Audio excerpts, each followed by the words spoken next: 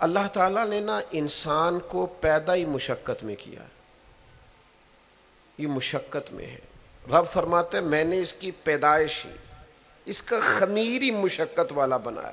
اللہ کریم نے قرآن مجید میں فرمایا لَقَدْ خَلَقْنَا الْإِنسَانَ فِي كَبَدٍ، فرمایا بے شک ہم نے آدمی کو مشقت میں رہتا ہوا پیدا کیا، پیدا ہی اس کو کبد کیا ہے، مشقت میں رہتا ہوں، اس نے مشقت کرنی۔ ہم نہ سکون ڈھونڈتے ہیں، بس ٹھیک ہے گھر بن گیا، بس ٹھیک ہے اب میں نے بچے پال لیے، بس ٹھیک ہے۔ او بھائی تو نے آگے بڑھنا ہے، تو نے مشقت کرنی ہے، جد و جہد میں رہنا ہے، وقت فرصت ہے کہاں، کام ابھی باقی ہے، نور توحید کا اتمام ابھی باقی ہے۔ یاد رکھیں اگر آج جوانی ہے تو بڑھاپا آئے گا، آج اگر صحت بالکل ٹھیک ہے تو آہستہ آہستہ خدا نخواستہ قوا اور اعصاب کمزور ہونے لگتے ہیں، ٹھیک ٹھاک نظر ہوتی ہے پھر بڑے نمبر کی اینک لگ جاتی ہے، انسان کمزور ہونے لگتا ہے۔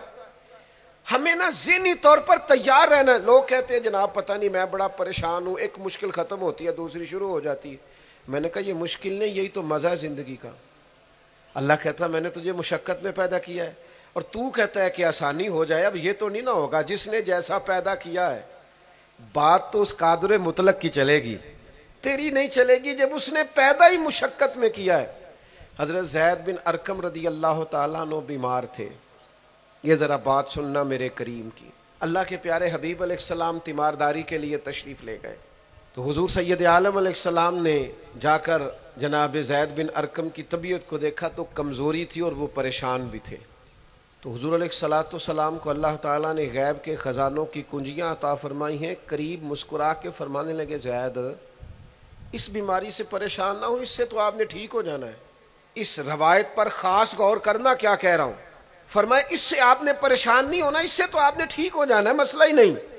ہاں اس کے بعد ایک وقت آئے گا آپ کی آنکھوں کی بینائی رخصت ہو جائے گی اور عمر بھی آپ کی لمبی ہوگی، یعنی ایک بڑھاپا، ایک نظر چلی جائے گی۔ اب آپ یہاں غور کریں سرکار تربیت کیا کر رہے ہیں۔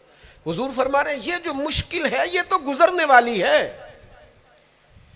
اس کے بعد جو مشکل آنے والی ہے وہ اس سے بڑی ہے۔ فرمایا زید اس کے بعد آپ کی بینائی چلی جائے گی اور عمر بھی لمبی ہوگی، تو بتائیے اس وقت کیا کریں گے۔ تو حضرت زید بن ارقم رضی اللہ تعالیٰ عنہ عرض کرنے لگے یا رسول اللہ میں اللہ کی رضا پر ثواب کی نیت سے صبر کروں گا۔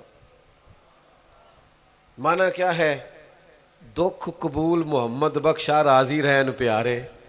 ٹھیک ہے اگر بینائی جائے گی اور بڑھاپا آئے گا تو قبول کریں گے، رب کی رضا کے لیے ثواب کی نیت سے صبر کریں گے۔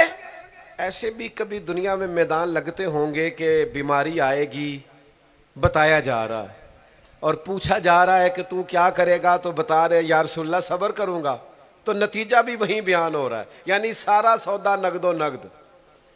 اسی وقت ہتھیلی پہ سرسوں جم رہی ہے، حضور نے فرمایا کیا کرو گے، یا رسول اللہ صبر کروں گا اللہ کی رضا کے لیے ثواب کی نیت سے۔